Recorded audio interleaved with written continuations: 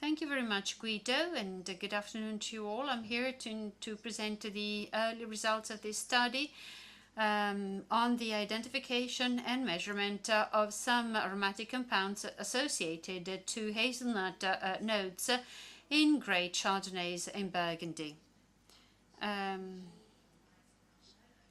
We are working at the Institute of the Sciences of Vines and Wine in Bordeaux under Axel Marchal's direction. Wine is one of the highest expression of civilization in the world, and the production and consumption of wine follows a path of civilization. The wine tasting, however, is actually not something that is in response to a vital need. It has to do with pleasure and enjoyment. And this is based on a sharing of emotions, but that needs to be understood. In order to express the exercise of understanding and describing this, an analytical approach to tasting has been codified in order to distinguish visual, olfactory, and gustatory stimulations. Now, if we think of the bouquet nowadays, we resorted to a naturalistic series of descriptions because the smells perceived are compared to those that are released by fruits, flowers, or spices. This approach is relatively recent. It goes back to the mid-20th century approximately, while before wine was essentially light, vibrant, delicate. This was a typical description. Now, going back to ancient texts, this dates back to 1831. It was written by Dr. Morlot, and we recognize already the signs of this approach to tasting. There's a descriptor which was used back then already, that of hazelnut, to characterize the Burgundian Chardonnays, like this Meursault that has a very specific smell reminiscent of hazelnuts. Another example is this 1816 excerpt from Julien, who describes Montrachet's wines with a lot of body, alcohol, and finesse, with a very typical hazelnut hint. Now, hazelnut is very specific among all the descriptors used for Burgundian Chardonnays. Chardonnay is a variety from Burgundy, the second white variety that has the largest expansion and popularity the world over, and it's characterized by butyric, white fruit, lemon, oil, and other tastes that are typical in all Chardonnays, regardless of their origin. But then there might be more specific notes that are amenable to a specific terroir. Lavender, bergamot, hazelnut, almonds are typically and flintstone are also typically found in Burgundy. In terms of chemical markers, what can we add? Many studies were made about Chardonnay, and many researchers demonstrated the influence of esters, lactones, and dicarbonylic compounds like diacetyl and phenols on the Chardonnay, on the aroma of Chardonnay. Let's take a closer look at these molecules. If we do so, we understand that they can account for the most common notes found in Chardonnays. These compounds are essentially come from fermentation or given to the wine by the oak. So these will be found in red and white wines if they were aged in oak. Catryl-phenol and others are typically associated with the presence of faults. There's another molecule, benzene metanthiol, which was identified in 2003 in Bordeaux by Tominaga, which is associated to well-known flintstone hint in Chardonnay wines, but not many varietal descriptors exist for Chardonnay. The question we asked is this one. Are there additional markers that we can use for these notes and hints, and it is hazelnut we focused first on. First of all, we tried to develop extraction methods which would permit to identify odorous areas which are associated with hazelnut. And we selected Chardonnay wines, which we put in two categories: the model wines, which have very characteristic odors, the flintstone, the hazelnut and almond, and so on and so forth, on the one hand, and on the other hand, weekly typical wines. And then we presented the models to a panel of tasters, and we asked them to generate terminology, a sort of glossary, and they didn't know what we were studying. They didn't know we were specifically interested in the hazelnut hint. And here you have the describers that were seen in our, we have, first of all, the flintstone, which, as I said, is explained by benzene metathiol, then butter, then white flowers, and lemon too, and then hazelnut. And we developed then another extraction method, which would make it possible to extract and separate aromatic molecules. So we used a wine that had been described as having hazelnut, and we distilled it under vacuum to extract three fractions, which again were described by other tasters. For instance, in fraction 1, we have the aroma of hazelnut. The next step was that of studying and analyzing this fraction number 1 with gas chromatography and olfactometry. The objective being that of injecting the sample in the column. The column separates molecules, and at the outlet we have a mass spectrometry for a chromatogram, which visualizes molecules in the wine sample. And then we have another exit, so to say, which is an olfactory door, which makes it possible to smell the molecules and describe them in a sequence. This is an aromagram which has been obtained for the F1 fraction. We identified here a series of areas which are associated to hazelnut. We have therefore an aromagram and also a chromatogram. Let's focus on the latter, which represents this odorous area. Well, it would be difficult to say whether it is this peak or this other peak or the small one, which is responsible for hazelnut. We can't say, really, and that is the reason why we use a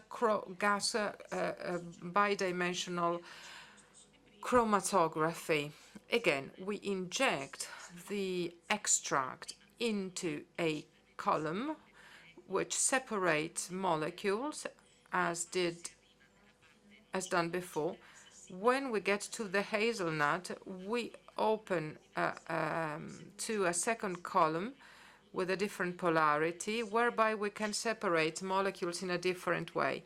And at the outlet, you have an olfactory door and another SM, which help discriminate the various molecules.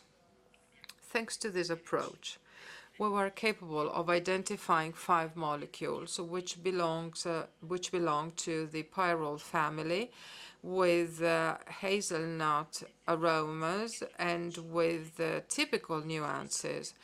Out of the 5 molecules, 3 were identified for the first time ever. The second part of the study focused on the search for pyrroles related to hazelnut scents, and we want to measure them in Chardonnay wines, but also in other wines.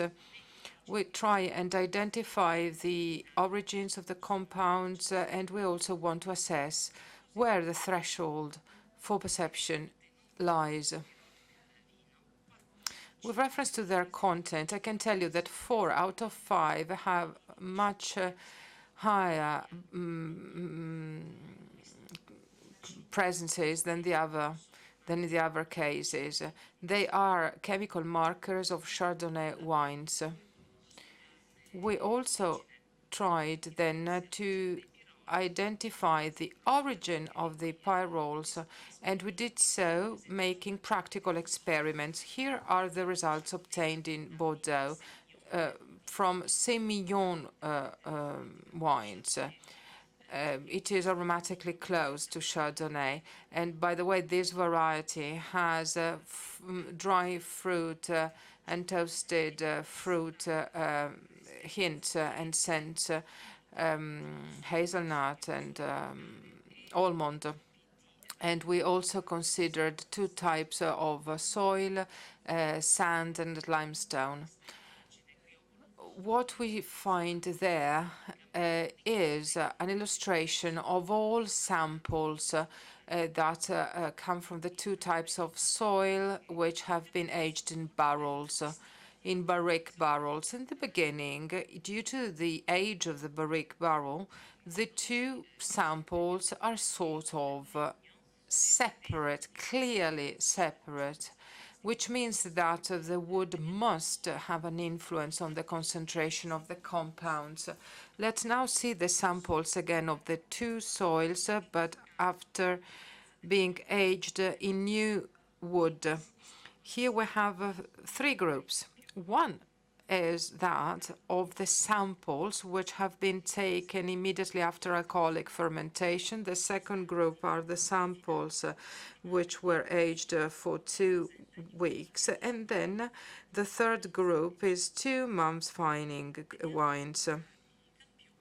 Let's now focus on the samples who thus remained in the barrique for 1 year. Here we have a different picture, and this does not surprise us, because we know that the longer a wine is in contact with the wood of a new barrique, the higher the development of vanilla and woody hints in that wine. These 2 samples, which remained in the barrique for 1 year, are different due to the soil. And this indicates that, of course, on the one hand, we have the wood, which contributes to the profile, but on the other hand, we have the variety, we have the grape itself. And then perception thresholds were identified for the 5 pirrols. We gave our tasters 3 glasses. 2 were filled with the model wine, and the third glass instead was filled with the wine with the molecule we wanted to taste. We added progressively the concentration of the molecule in order to detect the perception threshold, that is, the lowest concentration at which a taster can discriminate the 2 glasses on the one hand and the third one. This was done for both the model one and a 2013 white wine with 24 expert tasters. The perception thresholds that we obtained, as you see here, are blue for the model media or medium and red for the wine. 1 milligram per liter is the threshold, which is fairly high, and the threshold in this case are higher when compared to the maximum concentrations that we detected, which means that these compounds do not directly impact the aroma of Chardonnay. I would like to summarize what I said so far. We identified areas which are our hazelnut areas. We identified 5 compounds which have this hazelnut hint, and they all have a higher concentration in Chardonnay than in other variety wines. The perception threshold is too high in order for it to have an impact on the aroma of Chardonnay, which means that we considered that we should also investigate the chemistry better. These pirrols had a structure which is similar to furfural, which is also well known, which comes from wood especially, and which has a perception threshold which is 20 milligrams per liter. We know that that compound gives will give it a thiol, and this thiolic compound has one of the lowest perception thresholds. It's nanograms per liter. This compound has a direct influence on the smell. So we asked ourselves whether our pirrols could lead to tiopirrols, and if so, if these thiolic derived products could have a function, have a role. And we also wanted to investigate the threshold of perception with a series of questions we wanted to give an answer to. Actually, these compounds are not on the market. They are not known either. And the only trace that we had identified in literature de facto is the description of their syntheses. Hence, their synthesis in the lab, it is sulfurated compounds. We brought together pirrols and cysteine in order to have a compound which is pyrrolocysteine. Thanks to LC and HRMS, we visualized two peaks which correspond with two compounds. The first one is methylpyrrolcysteine, and the second one is ethylpyrrolcysteine. These two compounds then were put in contact with yeast in order to synthesize the ethyolic derived compound. Thanks to GCMS and so on and so forth, we defined the characteristic transitions of the two sulfurated compounds, and we then analyzed a wine that had been described because it had this hazelnut hint, a nuance. And there we observed the characteristic transitions of the two molecules. Now,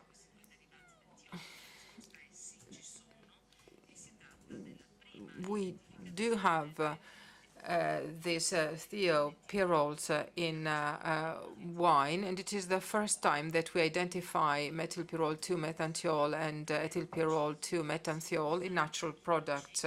We also decided to have